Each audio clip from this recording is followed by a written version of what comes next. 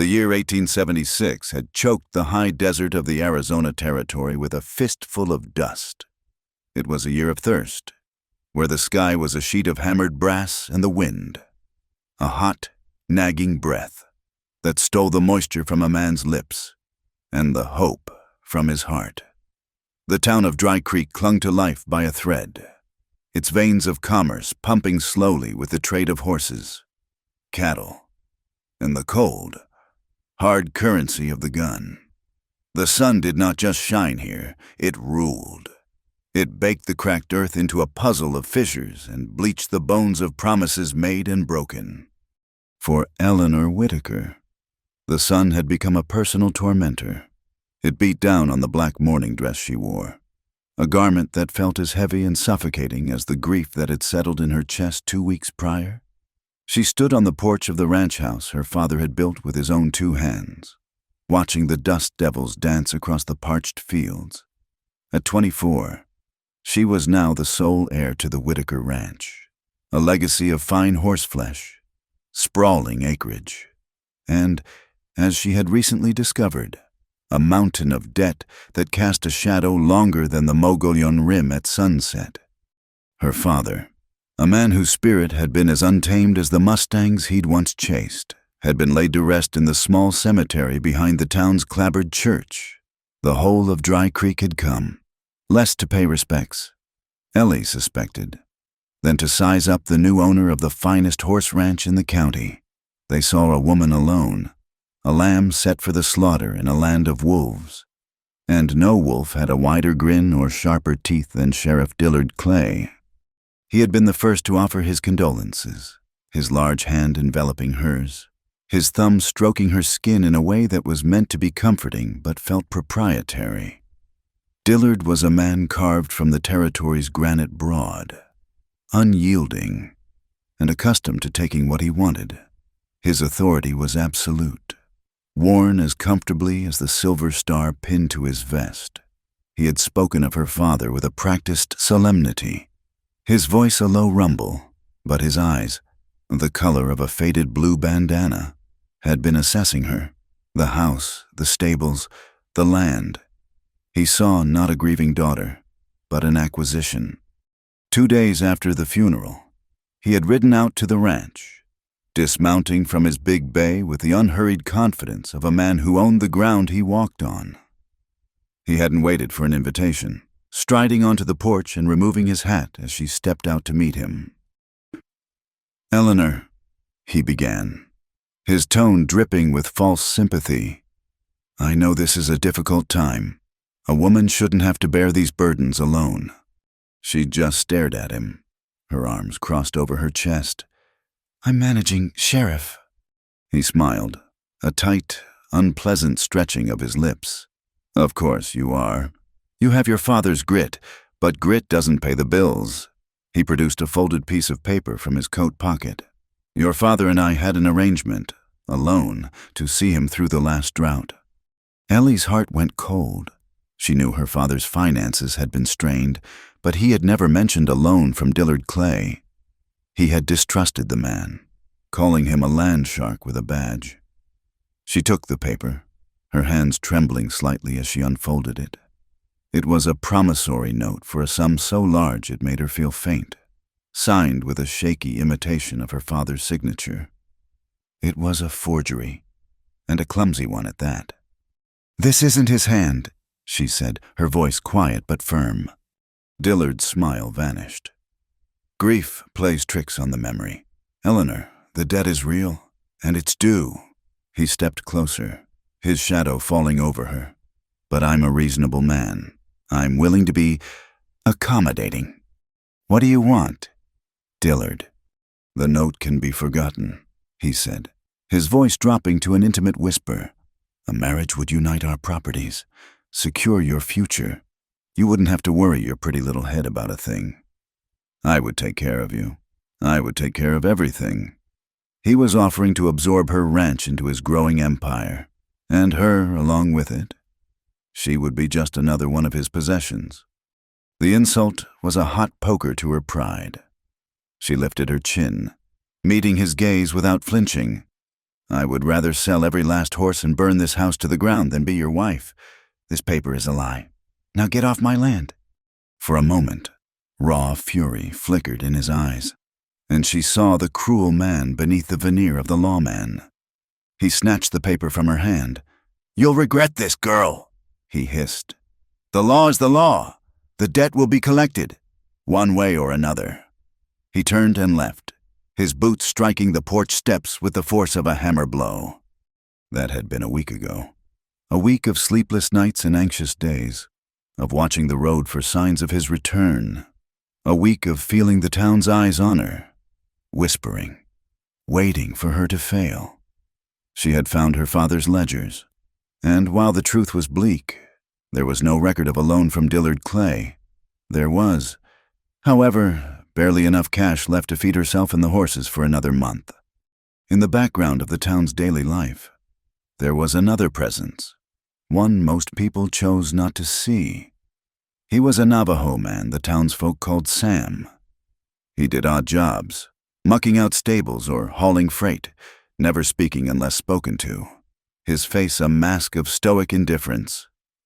Ellie had seen him at the general store, at the blacksmith's, his eyes always downcast. But sometimes, when he thought no one was watching, she would catch him looking up, his gaze sweeping over the horizon. In those moments, his eyes were not empty. They were deep, dark pools that seemed to hold the entire star-strewn loneliness of the desert night. He was a ghost of the people who had once claimed this land, a survivor of a war that had ended in slaughter and forced marches, now living anonymously among his conquerors. He carried the past with him like a shroud, and it made the townsfolk uneasy. To them, he was a savage, a relic. To Ellie, he was just a man who looked even more alone than she felt. He had been at her father's funeral, standing far in the back, under the shade of a lone mesquite tree, a silent, unnoticed witness. Tonight, the wind was particularly restless, clawing at the shutters and moaning through the eaves of the house. Ellie sat at the heavy oak table in the kitchen, the same table where she'd eaten every meal with her father. A single kerosene lamp cast a flickering, golden light over the small stack of bills and coins she had counted and recounted a dozen times. It wasn't enough. It would never be enough. The sudden, sharp crack of a rifle shot shattered the night. Ellie's head snapped up, her heart leaping into her throat. Another shot followed, closer this time, and then the sound of splintering wood, the fence to the main corral. Hoofbeats thundered in the yard, accompanied by the rough laughter of several men. She blew out the lamp, plunging the room into darkness, and crept to the window. In the pale moonlight, she could see 3 riders. They were Dillard's men, a trio of hired thugs who enforced his will when his badge wasn't enough. One of them, a burly man named Jeb, was shouting, "Sheriff says the note's past due. Little lady, we're here to collect the collateral." They were driving her prize mares out of the corral, laughing as the terrified animals scattered into the night. This wasn't about a debt. This was punishment for her defiance. It was a brutal, public stripping of her assets, her legacy, her pride. Panic seized her. She was alone. There was no one to call for, no one who would dare cross Dillard Clay and his men. She backed away from the window, her hands searching in the dark for the heavy fireplace poker. It was a pathetic defense, but it was all she had. Then, a new sound cut through the chaos. A single horse, moving at a dead run. Not with the wild panic of her mares, but with a focused, silent speed that was both terrifying and magnificent. From the east, a lone rider emerged from the shadows of the red rock formations. He was a silhouette against the moonlit dust, a figure of pure, elemental purpose. As he drew closer, she saw it was the Navajo, the man they called Sam. He was riding bareback on a lean pinto, a rifle held steady in one arm. Jeb and his men saw him too. Their laughter died. "Look what we got here," Jeb sneered, raising his own rifle. "Come to join the party, Chief." The Navajo didn't answer. He didn't slow down. When he was 50 yards out, He slid from the pinto's back, hitting the ground in a fluid crouch while the horse continued running. A perfect decoy. Jeb fired, the bullet whistling harmlessly past the riderless horse. Before he could lever another round, a muzzle flashed from the Navajo's position. The sound of the shot was like the crack of a whip. Jeb cried out, a short, sharp sound of surprise, and crumpled to the ground. The other two men stared in disbelief, fumbling for their own weapons. A second shot rang out, and the man closest to the house fell from his saddle with a heavy thud. The third man, his nerve broken, wheeled his horse around and spurted into a frantic gallop, disappearing back toward town. Silence descended, thick and absolute, broken only by the panting of the pinto as it trotted back to its master and the ragged sound of Ellie's own breathing. The Navajo rose from the dust. He moved without a sound, first checking the two men on the ground, his movements economical and certain. He did not linger.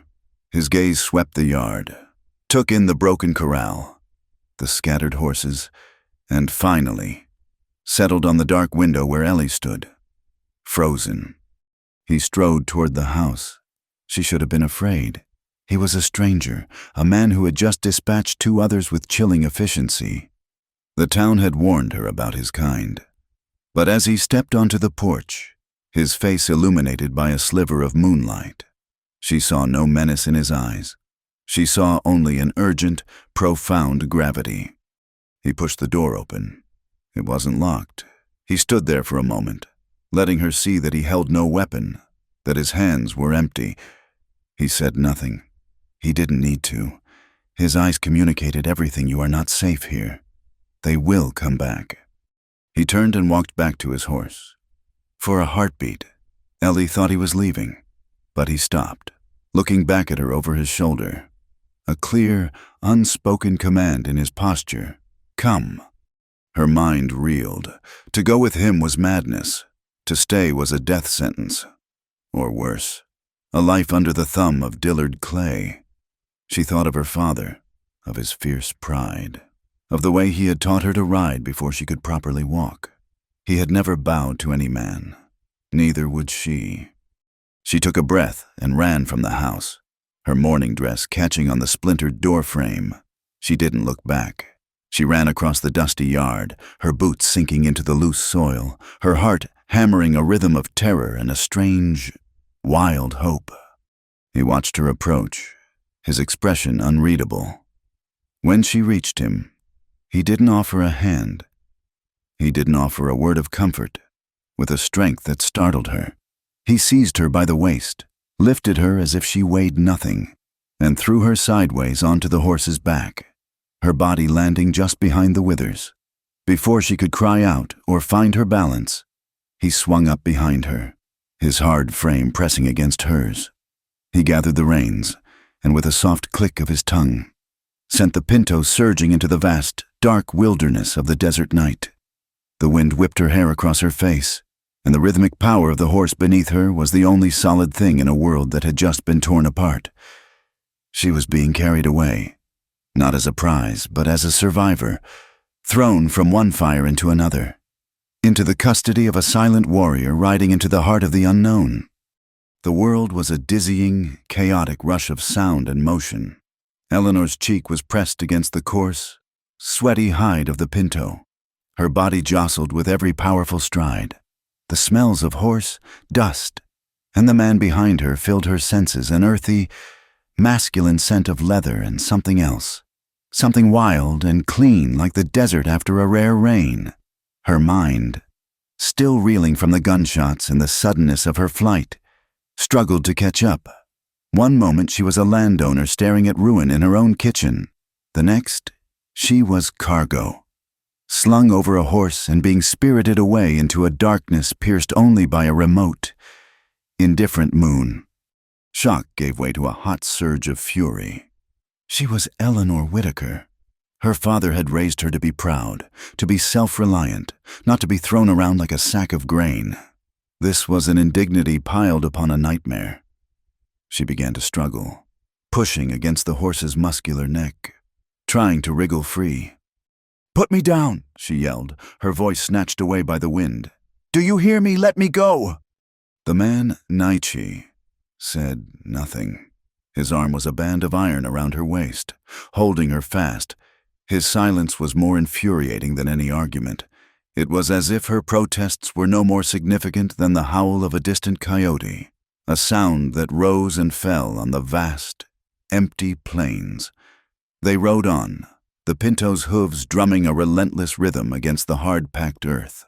They navigated the treacherous landscape of arroyos and thorny scrub with an instinct that felt ancient, leaving the faint lights of Dry Creek far behind them until they were swallowed by the immense blackness of the territory.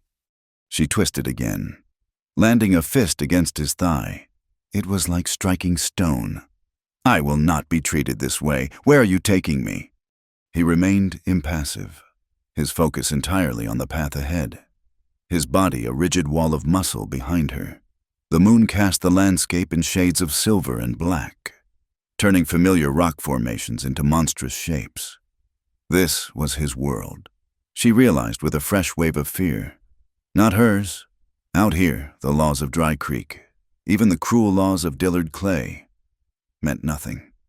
Desperation clawed at her. She had to make him listen. "Stop! I demand you stop this horse right now!" she screamed, her voice raw. He finally spoke. His voice was low and rough, like stones grinding together, and it cut through the wind with absolute authority. "If you want to live, be silent." He paused, letting the words sink in. "If you want to die, scream.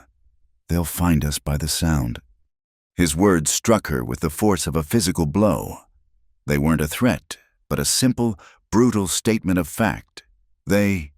Dillard, a posse from town. They wouldn't be coming to rescue her. They would be coming to reclaim what Dillard considered his property, and to dispense his brand of justice on the man who had interfered. Her screaming would be a beacon, guiding them straight to this spot. Her death and his would be the certain result. The fight drained out of her, replaced by the cold, heavy reality of her situation. She stopped struggling, her body going limp against the horse. He had not stolen her. He had saved her. The two men lying dead in her yard were proof of what Dillard was capable of. And this silent, grim stranger was the only reason she hadn't been next. Her anger at being manhandled curdled into a confusing stew of gratitude and terror. She was alive, but she was utterly at his mercy. A fugitive in the wilderness with a man she didn't know, a man her people considered an enemy. She let her head fall, the motion of the horse becoming a grim lullaby. The night wore on, a timeless passage of shadows and stars. The air grew colder, and she shivered in her thin morning dress. She became acutely aware of the man behind her, of the heat of his body, the steady rhythm of his breathing. He was a constant, solid presence in a world that had become terrifyingly unstable. She closed her eyes, trying not to think, trying only to endure. Hours passed. She lost all track of time, drifting in a state of exhausted half-consciousness. It was a subtle change at first, a dampness seeping through the buckskin of his shirt and onto the fabric of her dress at her hip. She shifted, thinking it was sweat, but the feeling persisted, growing warmer, stickier. A dark stain was spreading on his shirt, almost invisible in the faint light. With a dawning horror, she realized what it was. Blood. "You're hurt," she said, her voice a hoarse whisper. He didn't respond, but she felt a slight tensing in the arm that held her. He was trying to ignore it, to push through the pain and the weakness, but the horse's pace was slowing. The animal was tiring, and so was its rider. He was swaying slightly now, his grip on the reins less certain. "We have to stop," she insisted, her own fear momentarily forgotten in the face of his injury. "You're bleeding badly." He finally relented, guiding the pinto off their path and into a narrow, sandy wash flanked by high walls of dark rock. The place was sheltered from the relentless wind, and the silence here was profound. He slid from the horse's back, stumbling as his feet hit the ground. He leaned heavily against the animal's side for a moment, his head bowed. Ellie scrambled down, her legs numb and clumsy. She landed in a heap in the soft sand, her long skirts tangling around her ankles. He paid her no mind, his attention focused on his own failing body. He pushed himself away from the horse and staggered to the rock wall, slumping down to sit with his back against it. In the moonlight, his face was a pale, sweat-sheened mask of pain. She got to her feet and went to him, her heart pounding. The front of her dress was dark with his blood. "Let me see," she said softly, kneeling beside him. He looked at her, his dark eyes clouded with pain and suspicion. He was a warrior, a man who had survived by never showing weakness. To accept help, especially from her, a white woman, went against every instinct. "I can't help you if I can't see the wound," she said, trying to keep her voice steady. "Please." He hesitated for a long moment, a silent battle waging within him. Then, with a grimace of pain, he gave a slight, almost imperceptible nod. He reached for the hem of his buckskin shirt, but his movements were stiff and his fingers fumbled. With a quiet sound of frustration, he let his hand drop. "Here," she said, moving closer. She gently took the hem of his shirt in her hands. The worn leather was soft beneath her fingers. She looked at him, asking for permission one last time. He held her gaze, and in his eyes, she saw not the hardened killer from her yard, but a man pushed to the very edge of his endurance. He did not look away as she slowly, carefully, pulled the shirt up and over his head. His chest and shoulders were lean and powerful, crisscrossed with old scars, pale lines that told stories of battles she could not imagine. But on his right side, just below his ribs, was a fresh, ugly wound. A bullet had grazed him, tearing a deep furrow through skin and muscle. It was still weeping blood, the source of the life that had been draining out of him for hours. "Hold still," she commanded, her voice gaining a confidence she didn't feel.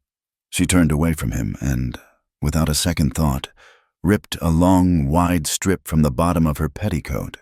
It was fine cotton, a luxury her father had insisted on buying for her on his last trip to Santa Fe. Now it would serve as a bandage for a Navajo fugitive. The irony was not lost on her. She needed to clean the wound, but she had no water except for the small canteen on his saddle. It would have to do. She retrieved it and poured a small amount onto a piece of the cloth, wincing in sympathy as she began to gently dab at the raw flesh. He flinched, a sharp intake of breath hissing through his teeth, but he did not pull away. He sat rigid, his hands clenched into fists on his knees, enduring her touch with the same stoic silence with which he endured everything else. As she worked, she saw him in a new light, this close. She could see the fine lines of exhaustion around his eyes, the tense set of his jaw against the pain. She saw the proud arch of his nose, the strong line of his cheekbones. He was not the one-dimensional caricature the people of Dry Creek saw. He was a man, fiercely alive and achingly vulnerable. He had been shot while saving her. The realization settled deep within her, a heavy weight of obligation and a strange, protective tenderness. She finished cleaning the wound as best she could and took the longer strip of cloth, wrapping it tightly around his torso, making a makeshift pressure bandage to stanch the bleeding. Her hands had to circle his waist, her fingers brushing against his bare skin. The intimacy of the act was unnerving, a silent communication that went deeper than words. For these few minutes, in this hidden place, they were not white and Navajo, not rescuer and rescued. They were simply two people, bound together by violence and necessity, their survival dependent on each other. When she was finished, she tied the knot and sat back on her heels. "That should hold for a while," she said quietly. He gave another small nod, his eyes closed. His breathing was still labored, but the rigid lines of pain around his mouth had softened slightly. They sat in silence for a long time, the only sounds the soft shuffling of the pinto and the sigh of the wind over the top of the wash. The shared danger and the simple, humane act of tending to his wound had changed the space between them.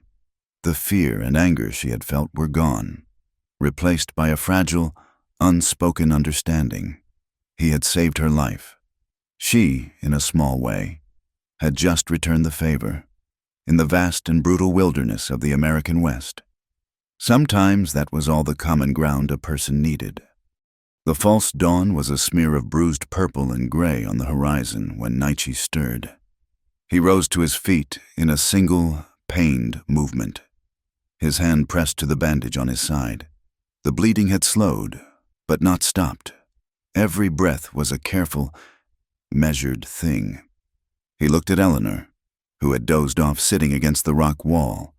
Her head lolled to one side, her face smudged with dirt and streaked with dried tears. She looked young and fragile, a hothouse flower thrown into the heart of the furnace. "We go now," he said, his voice a low rasp. She startled awake, her eyes wide and disoriented for a moment before the memory of the night came rushing back. She scrambled to her feet, her body aching from the ride and the cold. "You can't ride," she protested. "You've lost too much blood." "Staying is worse," he stated, his logic as sharp and unforgiving as a shard of flint. He was already moving toward the Pinto, his steps deliberate and slightly unsteady. He pulled himself into the saddle with a barely suppressed groan of agony, his face pale in the pre-dawn gloom. He looked down at her, not offering a hand, but waiting. There was no choice. Arguing was a luxury they didn't have. This time, she came to the horse and, gathering her torn and dusty skirts, managed to pull herself up to sit astride behind him. It was awkward and immodest, but necessary. She wrapped her arms around his waist to steady herself, trying not to put pressure on his wound. She could feel the heat of a fever beginning to radiate from his skin. He nudged the Pinto forward, and they began a slow, torturous journey deeper into the labyrinth of red rock canyons. He guided the horse not with speed, but with a deep, innate knowledge of the land. He chose paths that were invisible to her, weaving through narrow passages and over slick rock where a single misstep would mean disaster. The sun rose, bringing its relentless heat, and she felt the man in front of her begin to slump, his body growing heavier against hers. She tightened her grip, whispering words of encouragement she wasn't sure he could even hear, her own fear a constant, metallic taste in her mouth. Just when she thought he could go on no longer, he turned the Pinto toward a sheer wall of sandstone that seemed to offer no passage. But as they drew closer, she saw a fissure, a dark crack in the rock face, barely wide enough for a horse and rider, masked by a curtain of ancient, gnarled juniper trees. He urged the Pinto into the opening. The air inside was immediately cooler, the oppressive heat of the desert falling away. They moved through a short, dark tunnel that opened into a place of impossible beauty. It was a box canyon, but unlike any she had ever seen. Towering walls of vermilion rock enclosed a small, verdant paradise. A thin ribbon of water, clear as glass, trickled from a fissure high up the canyon wall, spilling into a deep, stone-lined pool before disappearing into the sandy earth. Patches of hardy green grass grew near the water, and the air was filled with a gentle hum of insects. Tucked under a massive overhang was the dark mouth of a cave. Nietzsche slid from the horse, his strength completely gone. He fell to his knees, and she half jumped, half fell down beside him, barely managing to keep him from collapsing face first into the sand. She helped him stumble the few yards to the cave, the cool shadows a welcome relief. He sank to the ground, his back against the smooth inner wall of the cave, his eyes closing in a parody of sleep. The bandage she had made was soaked through, the dark stain spreading. The wound needed more than just pressure. It had to be closed. Rummaging through a small leather pouch tied to his saddle, she found what she was looking for, a packet containing a wicked-looking curved needle and a coil of what looked like dried sinew. Her stomach turned, but she knew what she had to do. She had stitched up horses and cattle before, her father guiding her hands. his voice calm and steady. But this was different. This was a man's life beneath her trembling fingers. She built a small fire just outside the cave mouth, its smoke thin and pale in the bright daylight.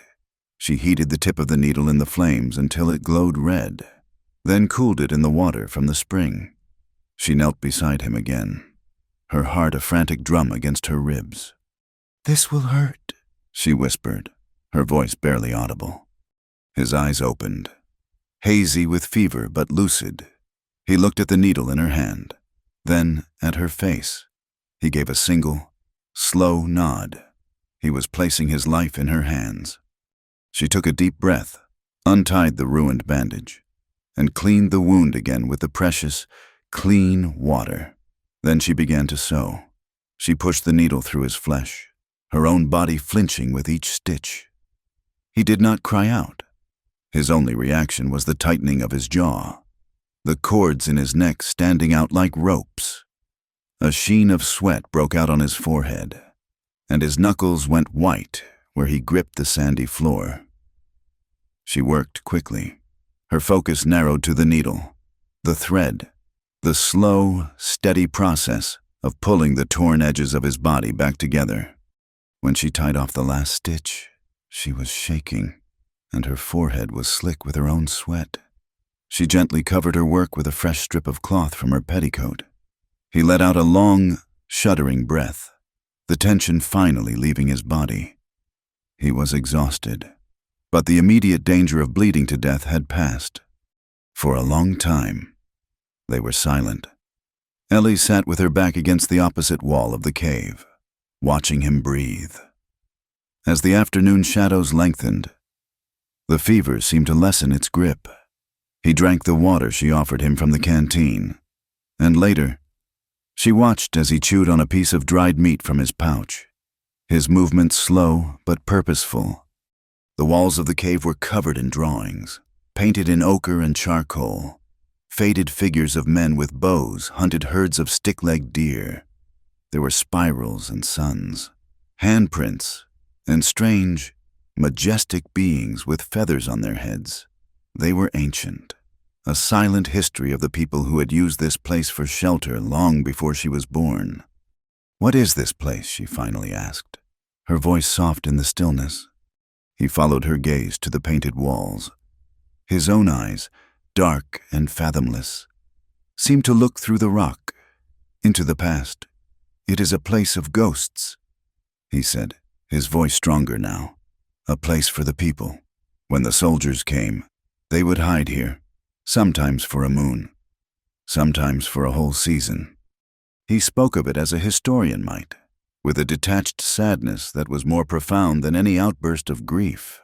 He was telling her his own story without saying so.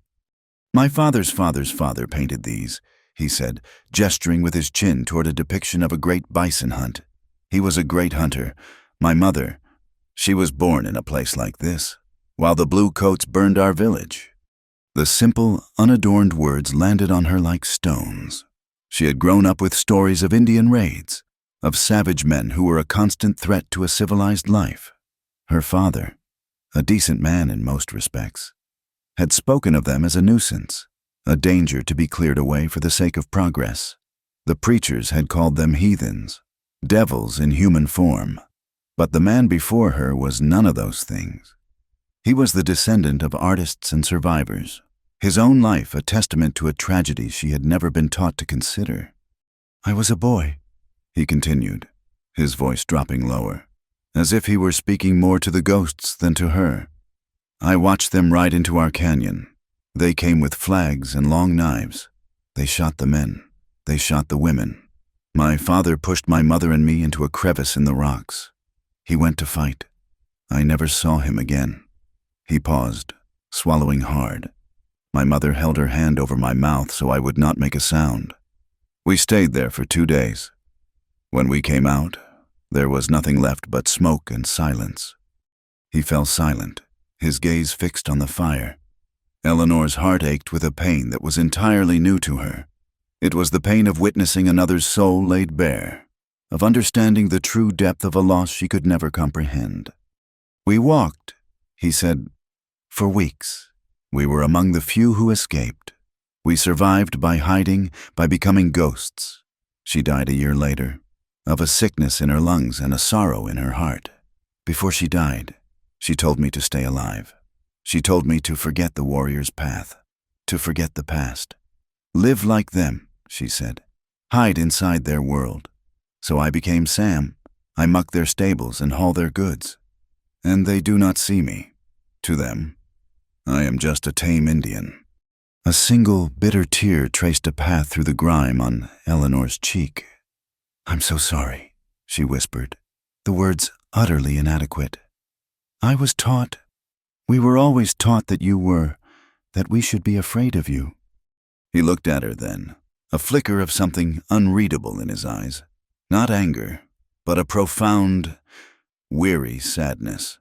"And are you afraid of me now?" Eleanor Whitaker.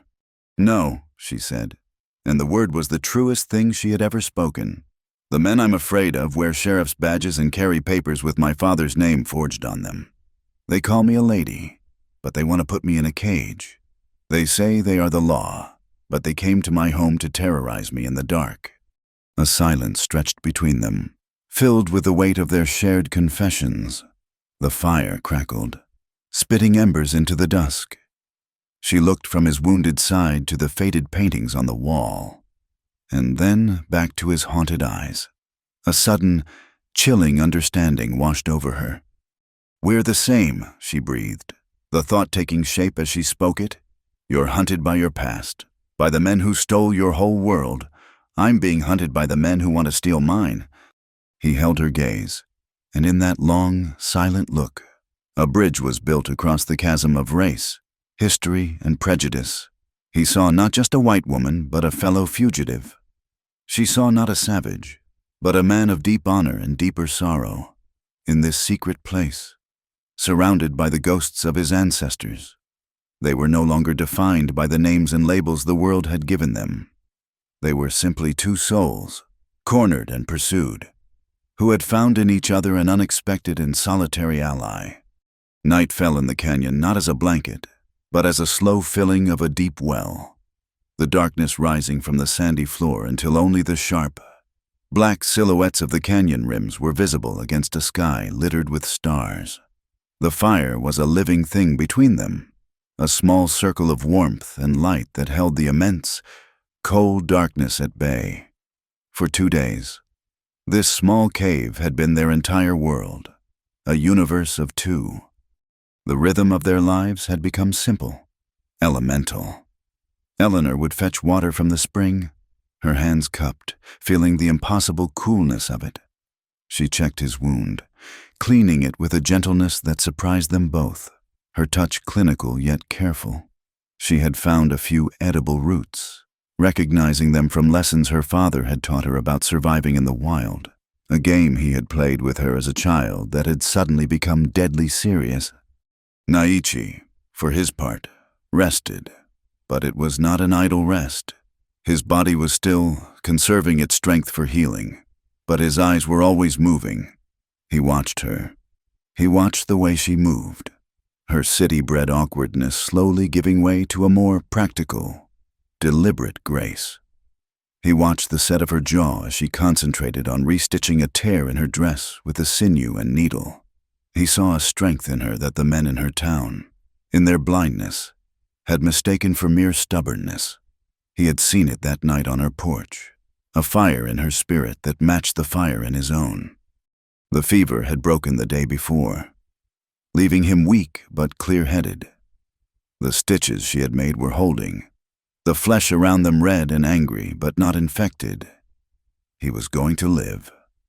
And now, in the quiet of their second night, the immediate crisis of survival had passed, leaving a space for the things that went deeper. He had said little since his confession about his past. The story, once told, hung in the air between them, a shared and terrible knowledge.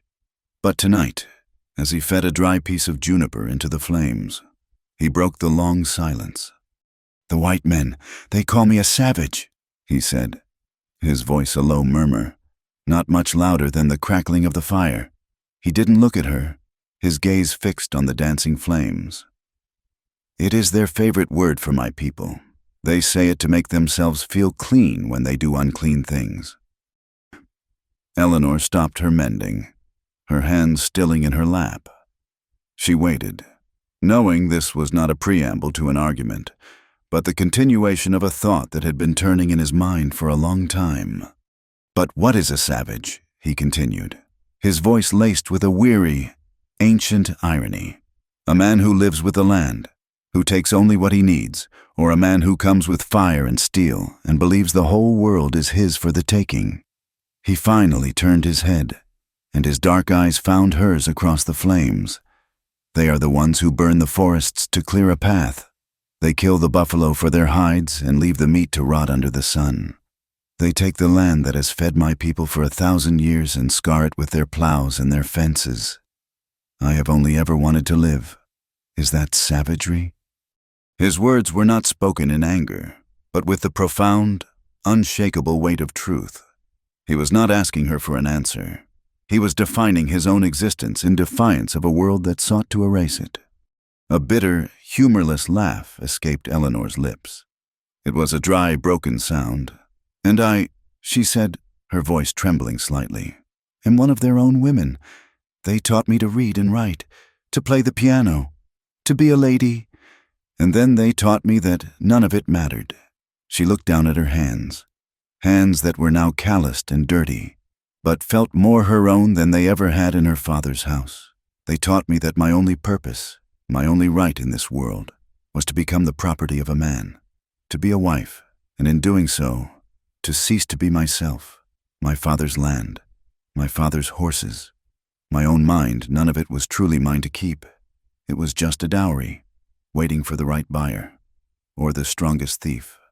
She looked up, meeting his intense gaze. "You are hunted for who you are.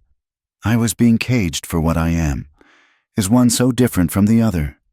The fire popped, sending a shower of orange sparks into the darkness. In that moment, the flames illuminated the deep, shared understanding that flowed between them. They were two sides of the same cruel coin, two people who did not fit into the neat, brutal boxes the world had built. Naiche's eyes drifted from her face down to her arm, where it rested on her knee.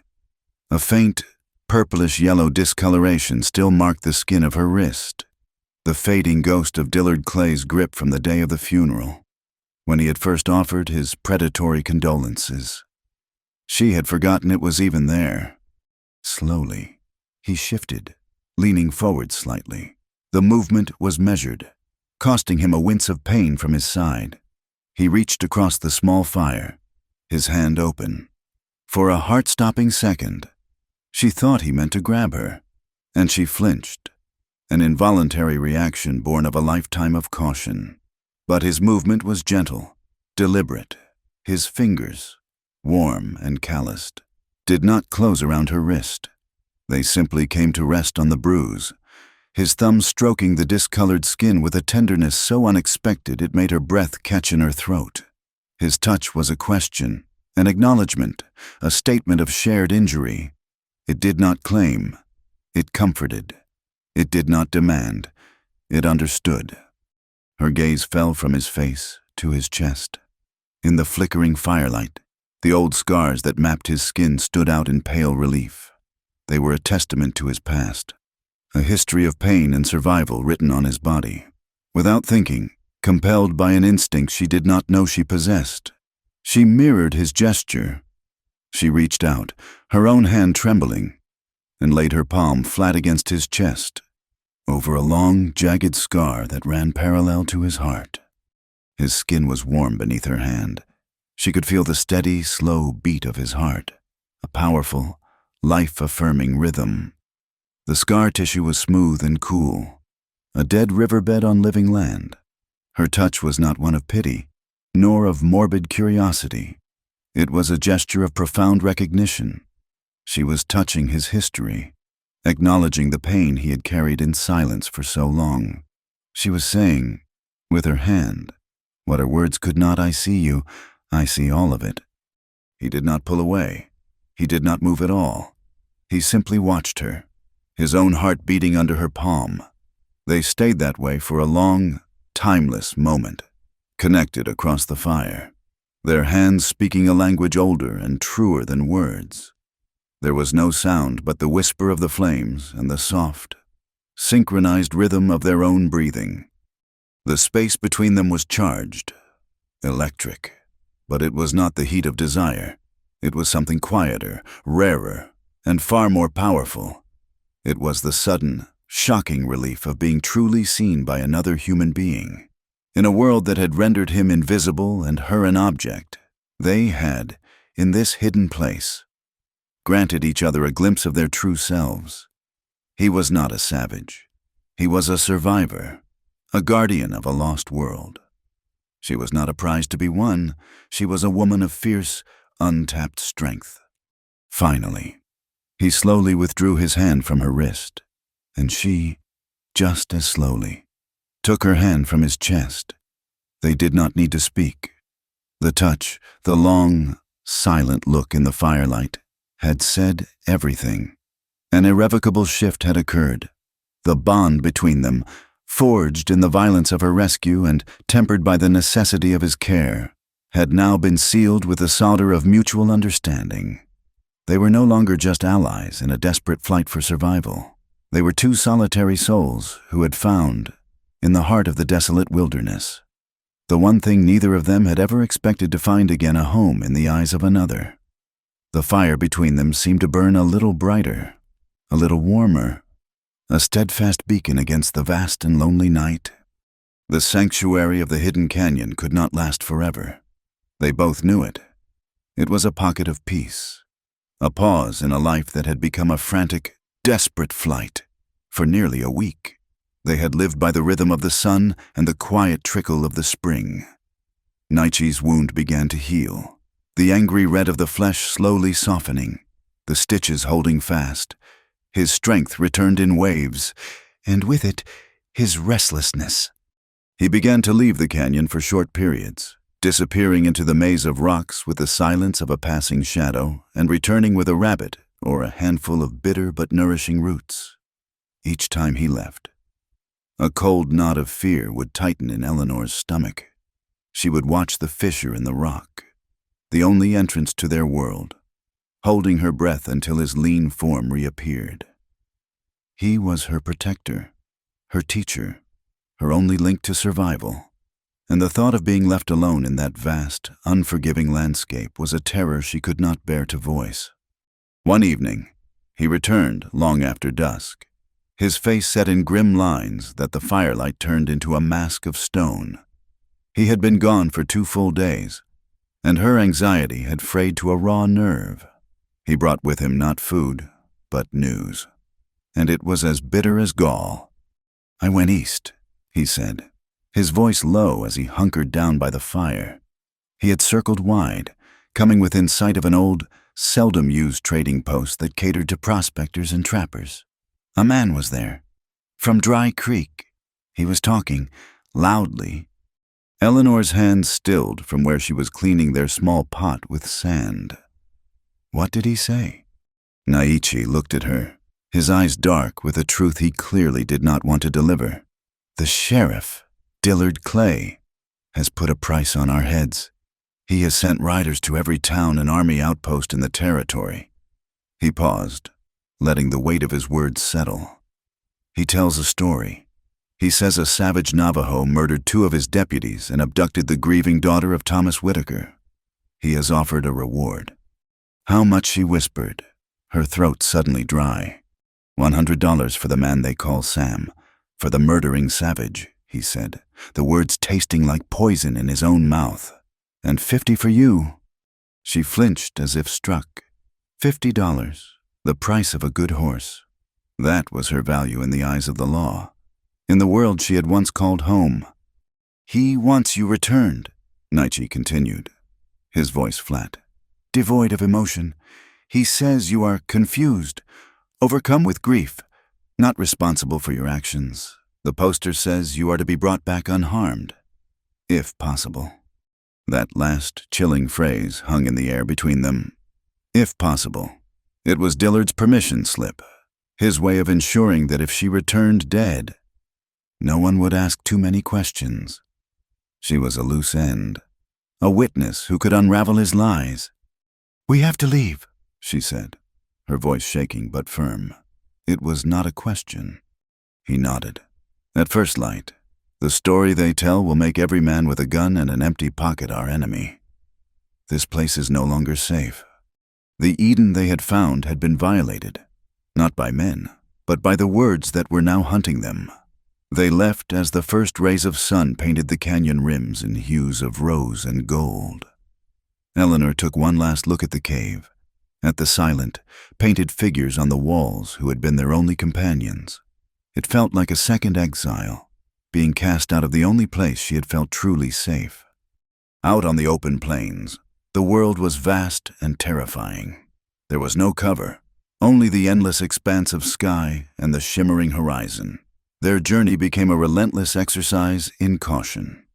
They traveled mostly at night, using the stars to guide them south, toward the promise of the Mexican border, a place Nietzsche spoke of as a land where lines on a map might mean less. During the day, they would find shelter in dry riverbeds or shallow depressions in the earth, the Pinto hidden in a thicket of mesquite, while one of them always kept watch. It was during this journey that Eleanor Whitaker, the rancher's daughter who played piano, truly began to disappear, and a new woman was born from the dust and the hardship. Nietzsche became her teacher, and the desert, their brutal classroom. He taught her how to ride, not side saddle and eyes like a lady, but astride like a warrior, her weight balanced, her legs gripping the horse, becoming a part of the animal. She had to cut her remaining petticoat and alter her dress into a clumsy but functional divided skirt. The first day, her muscles screamed in protest. But Nietzsche was an unforgiving instructor. He would correct her posture with a firm touch on her back, move her hand on the reins. His instructions sparse but precise. "Feel the horse," he would say. "Don't fight him. Listen to what he tells you with his body." He taught her how to use the Colt revolver she had taken from her father's bedside table. The first time she fired it, the noise and the violent kick shocked her, and the bullet went wide, striking a rock 10 feet from her intended target. "You are afraid of it," Nietzsche observed, his voice calm. "The fear makes you weak. It is a tool, nothing more. It has no heart, no mind, only yours." Day after day, she practiced. She learned to control her breathing, to squeeze the trigger instead of jerking it, to make the heavy weapon an extension of her own will. The targets were rocks, the fleshy pads of prickly pear cacti. Slowly, her shots grew truer. The day she shattered a thrown piece of pottery at 20 paces, a grim smile of satisfaction touched her lips, and she saw a flicker of approval in Nietzsche's eyes. He taught her the language of the earth. He showed her how to find water by watching the flight of birds, how to read the tracks of men and animals in the sand. She learned which plants were poison and which held sustenance in their roots. She learned to build a fire that gave off heat with almost no smoke, a skill that meant the difference between a warm meal and a bullet in the back. Her hands, once soft, became calloused and capable. The sun browned her skin, and the wind whipped her hair into a constant, unkempt tangle. She grew leaner, harder, her eyes constantly scanning the horizon, her senses sharpened to a razor's edge. One afternoon, as they rested in the sparse shade of a series of rocky outcrops, the ground began to tremble. It started as a low, deep hum that she felt in her bones more than she heard with her ears. The sound grew, becoming a thunderous, rolling roar that seemed to shake the very foundations of the world. Nietzsche was instantly on his feet, pulling her up beside him. "Buffalo," he said, his eyes scanning the northern horizon. Soon they saw them. It was not a herd, it was a moving nation, a dark, churning river of fur and muscle that stretched from one end of the horizon to the other. The sheer scale of it was breathtaking, a vision of the West that was already beginning to vanish. "We go with them," Nietzsche said. "Already moving toward the Pinto." "With them?" she asked, incredulous. Into that. A cavalry patrol passed this way yesterday. Heading west, he explained, his voice urgent. They will be circling back. To ride across the open plain is to be a target. To ride with the buffalo is to be a ghost. He pulled her up onto the horse behind him, and they rode toward the edge of the great herd. The noise was deafening, a chorus of grunts and bellows. The air was thick with dust and the rich, animal smell of the shaggy beasts. They merged with the flow, becoming two small figures lost in a sea of thousands. They were buffeted by the moving bodies, the pinto stepping nervously but holding its ground. Guided by Naichi's steady hand, it was terrifying and exhilarating, a baptism in the raw, untamed power of the wild. For 2 days, they were part of the herd. They moved when it moved, rested when it rested. And Naichi's prediction proved true. Late on the second day, she saw them, a column of blue-coated soldiers on a distant ridge, their flag a tiny speck of color against the brown landscape. The soldiers watched the herd for a time. Then, seeing nothing but an endless river of buffalo, they turned and rode east. Eleanor let out a breath she hadn't realized she was holding, her arm tightening around Naichi's waist. He covered her hand with his for a brief moment, a silent acknowledgement of their shared victory. That night, they made a cold camp miles away from the now distant herd.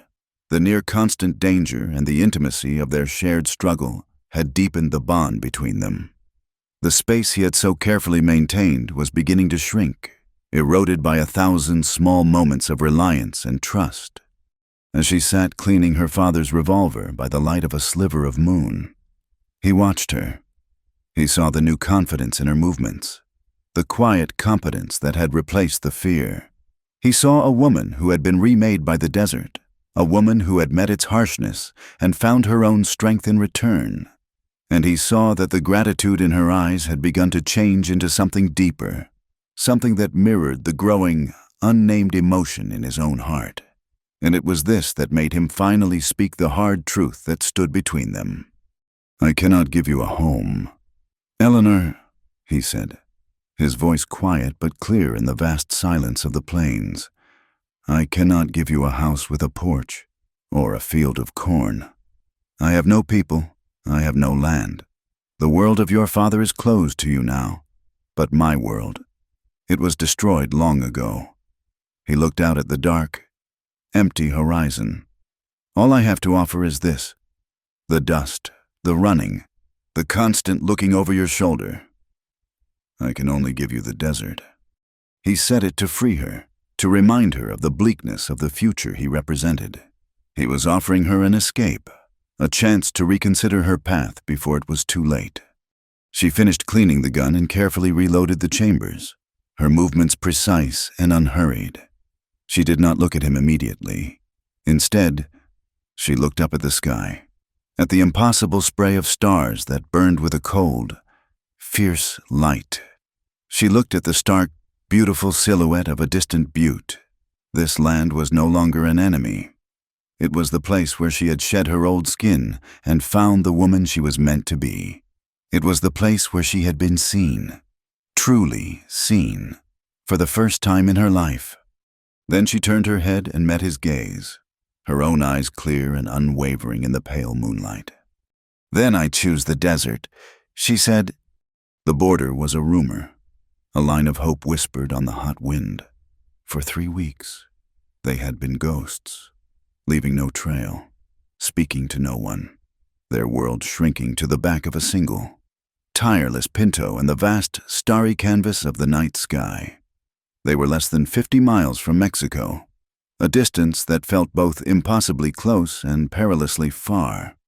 The constant vigilance had worn them down to their essential selves, sharpening their senses while softening the barriers between them. Their mistake was born of necessity.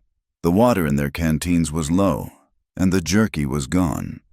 They came upon a solitary line cabin tucked into a shallow valley, a thin plume of smoke rising from its mud and stick chimney. It belonged to an old prospector, a man whose skin was the color and texture of dried leather, his eyes a pale, watery blue. He was alone, and the sight of their silver coins was enough to buy a bag of flour, a slab of bacon, and a full canteen of fresh, cool water. The old man's eyes kept darting to Eleanor. She had tried to hide her face with her hair and the brim of a hat Naichi had fashioned from woven yucca fibers, but her features were too fine, too out of place in this harsh land. She saw the flicker of recognition in his gaze, a brief widening of his pupils that he quickly concealed. He had seen the poster. He knew who she was. "You folks heading south?" he'd asked, his voice a gravelly croak. "Just passing through," Naichi had replied, his hand never far from the butt of his rifle. They left the cabin with a renewed sense of urgency. The old man had been too friendly, his gaze too hungry as he looked at the coins, and then at them. "He will ride for the reward," Naichi said, his voice grim as they put miles between themselves and the cabin. "He will go to the nearest town, and they will send a telegraph. Dillard will know which way we are heading." "How long do we have?" she asked, her newfound skills unable to quell the cold dread seeping into her heart. "A day, maybe 2. They pushed on, foregoing rest. The Pinto lathered in sweat, its breath coming in ragged bursts. Naichi found a shortcut, a narrow, winding canyon that cut through a high mesa. It would save them half a day's ride. But its high, sheer walls immediately made Eleanor uneasy. It was a natural corridor, but it was also a perfect trap. They were halfway through, the midday sun beating down, turning the rock walls into the sides of a furnace. When the first shot came, it wasn't aimed at them.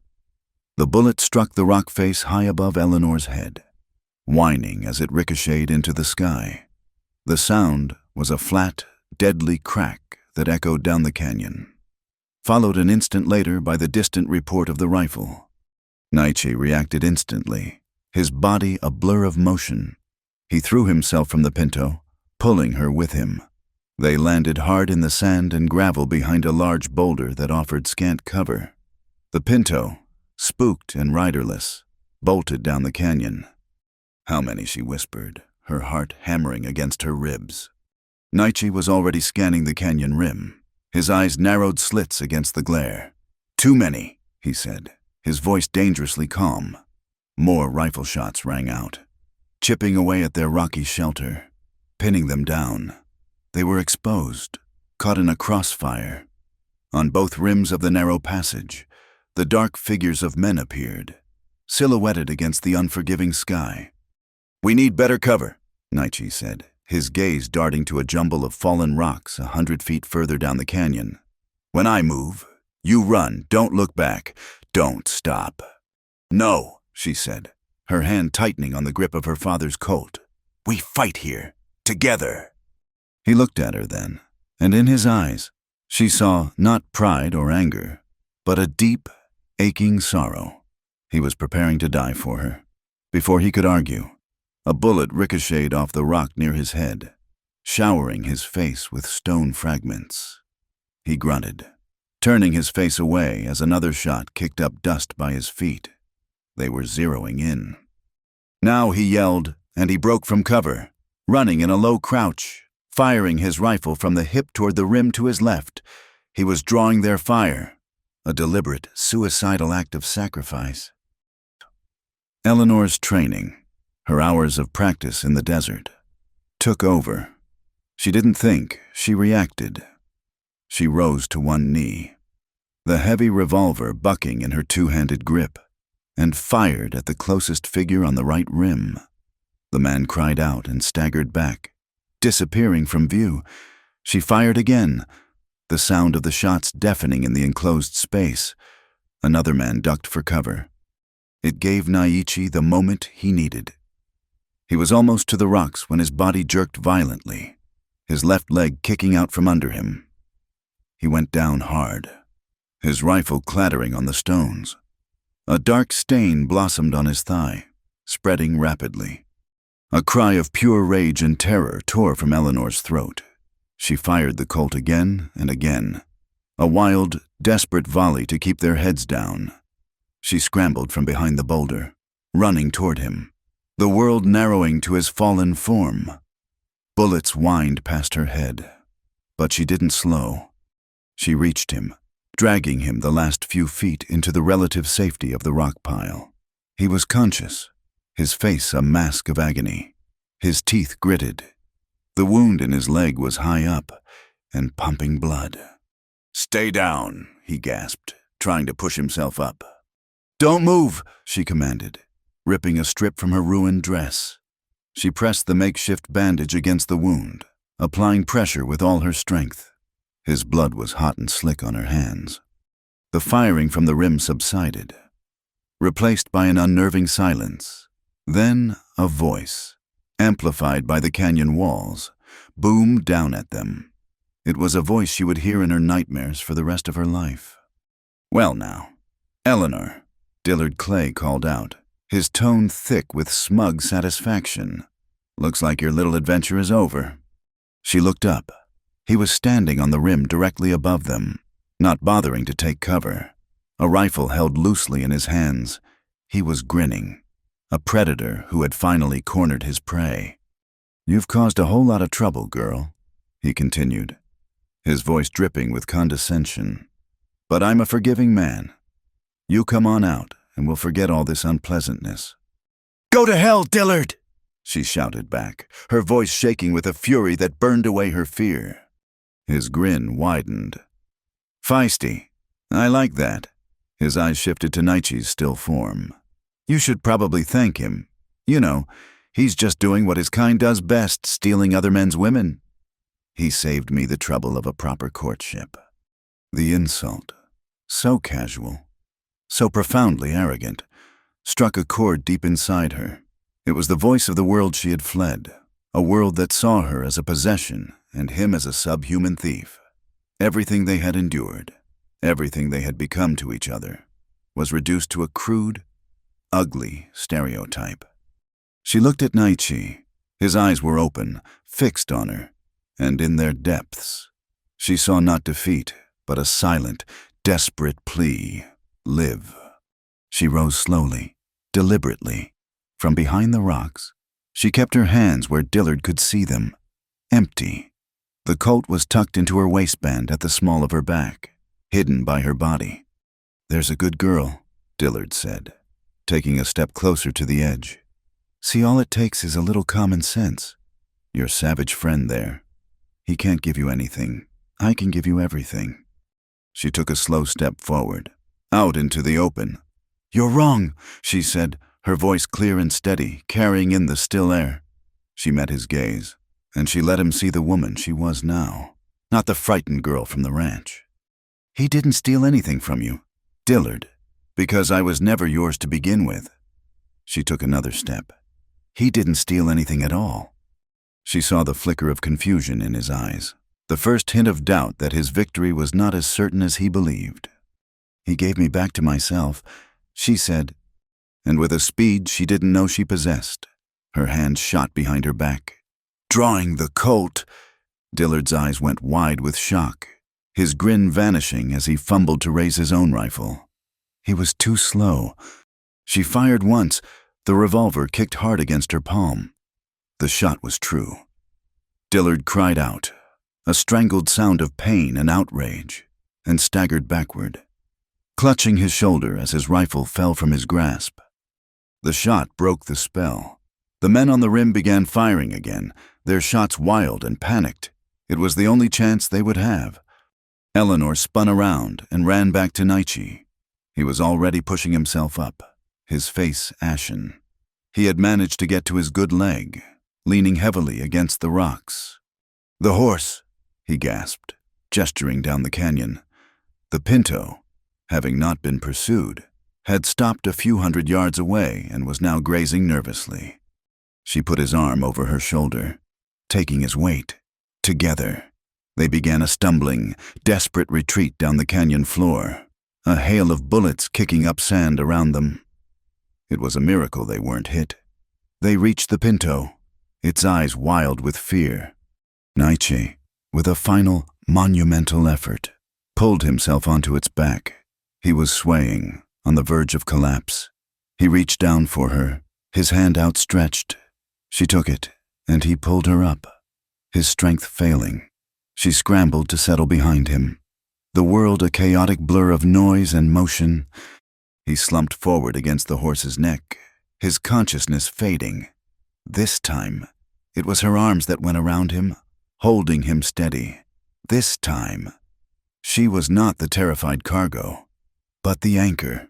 She gathered the reins in one hand, her other arm a shield around his wounded body. She pressed her cheek against his back, feeling the faint, ragged rhythm of his breathing.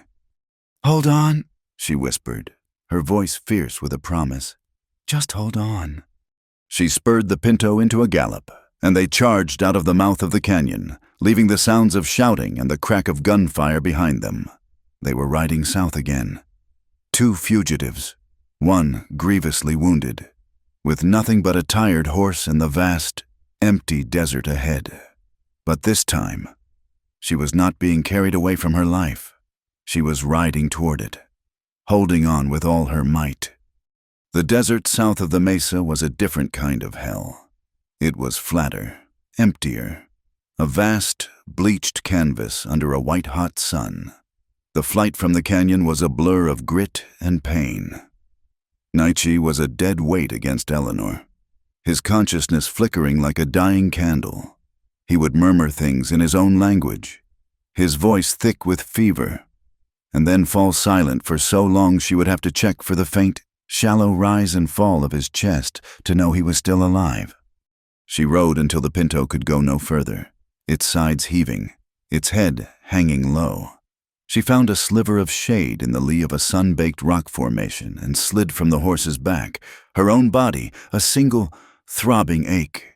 Getting him down was a clumsy, desperate struggle. He was all but unresponsive, his skin burning to the touch. The makeshift bandage on his leg was a sodden, dark mass. Panic, cold and sharp, tried to claw its way up her throat. She beat it back with a cold fury. She would not let him die. She had not come this far, lost everything, become this new, hard version of herself, only to lose him to the emptiness of this wasteland. The bullet was still in him. She could feel it, a hard lump deep in the torn muscle of his thigh. It had to come out, using the last of their clean water. She washed her hands and the small, sharp blade of his knife. She sterilized the tip in the flame of a tiny, smokeless fire she built with a handful of dry scrub. He was delirious, his eyes open but seeing nothing in this world. She knelt beside him, the knife in her hand. "I'm sorry," she whispered, to him, or to God, or to the uncaring sky. She took a deep breath, and she cut. It was a nightmare of blood and raw flesh. He cried out, a thin animal sound of pure agony, and his body arched against the sand. Tears streamed down her face, mingling with the sweat and dust. But her hands did not falter. She probed the wound with the tip of the knife, her father's lessons on tending to injured livestock a grim and terrible guide. Finally, she felt it, the dull scrape of steel on lead. She worked the flattened bullet out, a misshapen piece of metal that had nearly cost him his life. The wound was clean now, but it was bleeding freely.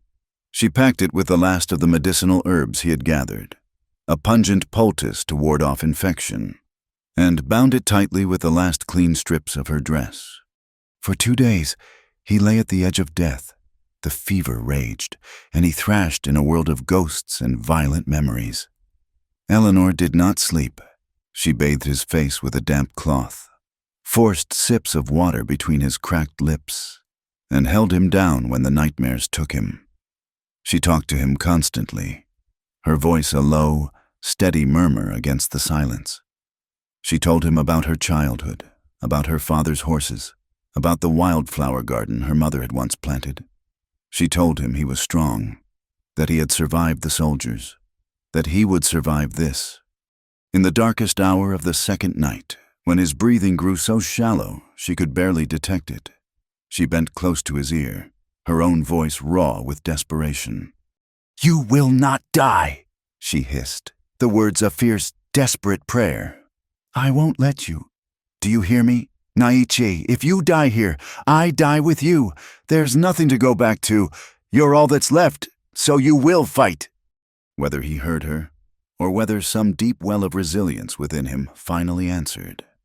She never knew, but as dawn broke, painting the eastern sky in pale, hopeful shades of pink, the fever broke, the fire went out of his skin, leaving it cool and damp. His breathing deepened, becoming slow and regular. He was sleeping, a true and healing sleep. She watched him for a long time, her body trembling with exhaustion and relief, before she finally allowed herself to collapse beside him, her hand resting on his chest, and sleep. They crossed the border a week later. There was no line in the sand, no marker. The only change was the subtle shift in the landscape, the appearance of plants she did not recognize, the stark, whitewashed walls of a distant, crumbling mission. They were in Mexico. They were free. But the word felt hollow, empty. They had survived, but the cost had been immense. They were utterly alone, with a tired horse, a single revolver with 4 bullets left, and a handful of silver coins. Freedom was just another word for having nothing left to lose. The news of what had happened in their wake came to them 2 months later, in a dusty little town called Dos Arroyos. It was brought by a traveling vaquero, a man who moved between the territories, trading stories as readily as he traded goods. He was sharing a bottle of mezcal with the locals in the town's only cantina, and he spoke of a legend that was already growing in the north, the story of the ghost warrior and the Whitaker woman. He told of how Sheriff Dillard Clay and a posse of 10 men had ridden into a canyon on the mesa, chasing the fugitives. Only 6 men had come out. They told a wild story of being ambushed, of Eleanor Whitaker fighting like a demon, of the Navajo warrior who seemed to be in 10 places at once. "And the rest an old man in the cantina asked." The vaquero grinned. The desert took them. They got lost looking for a way out. They found them a week later. Their canteens were empty and their tongues were swollen black. The desert, she does not care for a man's greed. A quiet satisfaction settled in Eleanor's heart. But it was a cold, grim thing. And the Sheriff Naichi asked, his voice quiet from the corner where they sat. The vaquero's grin widened. "Ah, Dillard Clay." He returned to Dry Creek with his arm in a sling and a story of his heroism. But his story had holes in it. When the army sent a marshal to investigate the deaths of his men, people started talking. They talked about his land grabs, his forged papers, his unhealthy interest in the Whitaker ranch, the old prospector who turned you in. He got drunk and confessed he'd done it for a reward that Clay never paid him. The vaquero took a long drink. Last I heard, Sheriff Clay was no longer a sheriff. He was in a federal jail, awaiting trial for corruption, extortion, and a list of other crimes as long as my arm. Seems the woman he claimed was abducted was the one who set the law straight after all. They left the cantina and walked through the moonlit streets of the small village. The air was cool, scented with wood smoke and night-blooming flowers. The weight of the pursuit, a burden they had carried for so long they had forgotten what it was like to be without it, had finally lifted. But its absence left a strange emptiness. "So it's over," Eleanor said, the words feeling foreign on her tongue. Naichi nodded, his limp still pronounced, but his stride growing stronger every day. "The past is a ghost, but sometimes it stops chasing." They found a life in Dos Arroyos. It was a poor village, a place forgotten by the grand movements of governments and armies. But the people were kind, and they did not ask questions about the faded scars on the quiet man or the haunted look that sometimes came into the eyes of the strong, beautiful woman with him. Naiche's skill with horses was like a form of magic to them. He could gentle the most spirited mustang with a soft word and a patient hand. Soon, ranchers from miles around were bringing him their most difficult animals. He taught them, and in doing so, he began to heal a part of himself that had long been dormant. Eleanor, with her books and her knowledge of letters, became the village teacher. She held classes for the children in the shade of the old church, teaching them to read and write in both English and Spanish. She found a purpose in the simple, hopeful act of sharing knowledge. of opening up a world of words to children who had never known it existed.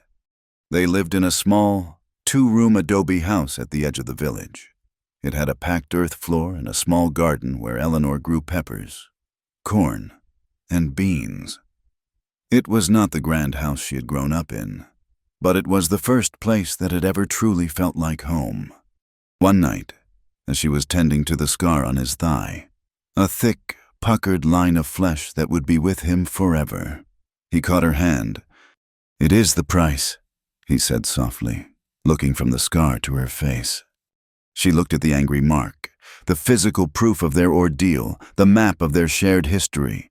She thought of the life she had lost, the home, the safety, the name, and she thought of the life she had found, here, in this quiet place, with this quiet man. A life of her own choosing. "It was worth it," she replied, her fingers lacing with his. And in the simple, unadorned truth of those words, they both knew their freedom, paid for in blood and fear, had finally begun. The years fell away like grains of sand in an hourglass, each one smoothing the sharp edges of memory into the soft contours of a life lived.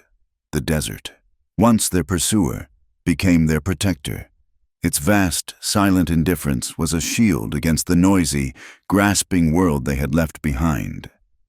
In the small, sun-drenched village of Dos Arroyos, 10 years passed, and the story of the fugitives faded into the quiet reality of family and home. The people of the village came to know them as La Familia del Viento, the family of the wind. The name was born of respect and a touch of local poetry. It was because Naichi's horses, which he gentled and trained with a whisper and a touch, seemed to run with the wind itself. It was because Eleanor, with her quiet strength and her lessons that opened the world to their children, had brought a fresh breeze of knowledge to their sleepy town. But mostly, it was because the family themselves seemed to possess a spirit as untamed and free as the wind that swept down from the high mesas. Their small adobe house had grown with them. Naichi had built another room with his own hands, its thick walls cool in the summer and warm in the winter. Eleanor's garden was a riot of color and life, a splash of vibrant green against the ochre earth. This was their patch of the world, bought not with money, but with blood, courage, and a stubborn refusal to be broken. They had 2 children. Their daughter, Anna, was 8, with her mother's clear, intelligent eyes and her father's raven-dark hair. She was a thoughtful, observant child who moved with a quiet grace, her mind as quick as a hummingbird. Their son, Thomas, was 5, a whirlwind of energy with his father's wiry frame and his mother's ready smile. He was a creature of the sun and the dust, his laughter a constant, bright sound around the small homestead. The children were a beautiful, seamless blend of their parents' worlds, chattering effortlessly in a fluid mix of English, Spanish, and the soft, musical syllables of the Navajo language that Naichi had taught them under the stars. One evening, as the sun began its slow descent, casting long, purple shadows from the saguaros, Eleanor sat with Anna on the small porch, mending a tear in Thomas's shirt. Anna, who missed nothing, was tracing the faint, silvery line of a scar on her mother's forearm, a long faded reminder of a desperate scramble over sharp rocks during their flight. "Mama," she said, her small fingers stopping on the scar. "Does it hurt?" "Not anymore, my love," Eleanor said, smiling. "It's just a story now." Like Papa's stories, Anna asked. She was fascinated by the scars Naichi carried, the map of a life she could barely imagine. She would sometimes touch the thick, puckered mark on his thigh, her expression one of solemn wonder. "Yes," Eleanor said, "like Papa's stories." Anna was quiet for a moment, her brow furrowed in thought. "Why do we live here?" she asked, a question she had never voiced before. "The other children, their families have always lived here, but you and Papa came from somewhere else, from across the line." Eleanor put down her sewing. This was not a question to be answered lightly. It was the key to a locked room in their past, and her daughter was now old enough to be trusted with it. She looked at Anna, at her earnest, questioning face, and saw not just a child, but the future of the life she and Naichi had fought so hard to build. She gathered her daughter into her arms, the small, warm body a comforting weight against her own. "Because this is where we found our freedom, little one," she said softly, her cheek resting on Anna's dark hair. "Were you not free before?" A sad, gentle smile touched Eleanor's lips. I thought I lived in a big house, with many fine things, but my life was not my own. The world had decided what I was to be, and it was a very small thing. And your father's people had their freedom stolen from them a long time ago. He was a ghost in a land that was once his home." She paused, choosing her words with care, wanting her daughter to understand the heart of the matter, not just the facts. "We were both trapped, in our own ways. The world had no place for a woman who wanted to choose her own path, or for a man like your father, who carried the soul of a warrior inside him." She shifted, turning Anna slightly so they could look at each other. "One night, a long time ago, your father came to my house. There were bad men there, men who wanted to hurt me and take everything I had, and he fought them. He saved me." Anna's eyes were wide, captivated. She had heard the whispers, the vague legend of their arrival, but never the truth from her mother's lips. "He threw me over the back of his horse," Eleanor continued, her voice a low, intimate murmur, "and he took me away, into the desert, to a place no one knew. At that moment, flying into the darkness on the back of his horse. I was more afraid than I have ever been. I thought I had lost everything: my home, my land, my name, my whole life. I thought my world had ended." She looked deep into her daughter's eyes, pouring all the love and the hard-won wisdom of the years into her gaze. "But I was wrong, Anna. I hadn't lost everything. In that moment, I had just begun to find it all. I found your father. I found my own strength. And eventually, we found our way here. We found you and your brother. We found this life." She gestured with her free hand to the small house, the sleeping dogs in the dust, the vast, peaceful desert stretching out before them. "This is our home, not because we were born to it, but because we chose it, and we paid for it." A profound understanding dawned in Anna's young eyes. She didn't comprehend all the details of the story, the violence and the fear, but she understood the feeling behind it. She understood that her family's existence was a victory. She leaned forward and pressed a soft kiss on her mother's cheek. "I'm glad Papa stole you," she whispered. Eleanor laughed, a full, genuine sound of pure joy. "He didn't steal me, my love. He set me free." She held her daughter for a long moment, her heart full. Then, her gaze drifted past the porch to the corral that Naichi had built from mesquite and rawhide. The light was perfect now, a deep liquid gold that bathed the world in a final, glorious warmth. Naichi was in the center of the corral with Tomas. He was limping, as he always would, a slight, rhythmic dip in his stride that was as much a part of him as his quiet voice or his patient hands. He was holding a small lariat, its coils expertly looped. He was showing Tomas how to swing it, his large, scarred hand guiding his son's small one, teaching him the feel, the balance, the precise moment of release. Tomas, his face a mask of fierce concentration, swung the rope in a wobbly circle over his head. It was too big for him, the motion awkward, but he was filled with a 5-year-old's unshakable determination. Naichi knelt beside him, his voice too low for Eleanor to hear, but she could see the gentle instruction in his eyes, the deep, paternal pride that needed no words. He was passing on a piece of himself, a skill from a world that had vanished, ensuring it would live on in his son. Eleanor watched them, her husband and her son, 2 figures painted in the last. Beautiful light of the day. The setting sun bled across the horizon, a fiery crimson that touched the peaks of the distant mountains and set the desert floor ablaze with color. This land, this harsh, beautiful, unforgiving desert that had once been their place of terror and flight, was now their sanctuary. It was the garden where their family had taken root, where a desert flower had bloomed, long after the rains had passed. This was not the end of a story. It was the beginning of everything. Thank you for listening to our story tonight. We'd love to see where you're listening from in the comments so we can all connect, and please subscribe to Wild West Night. Like the video, and press the hype button to help more people hear this story.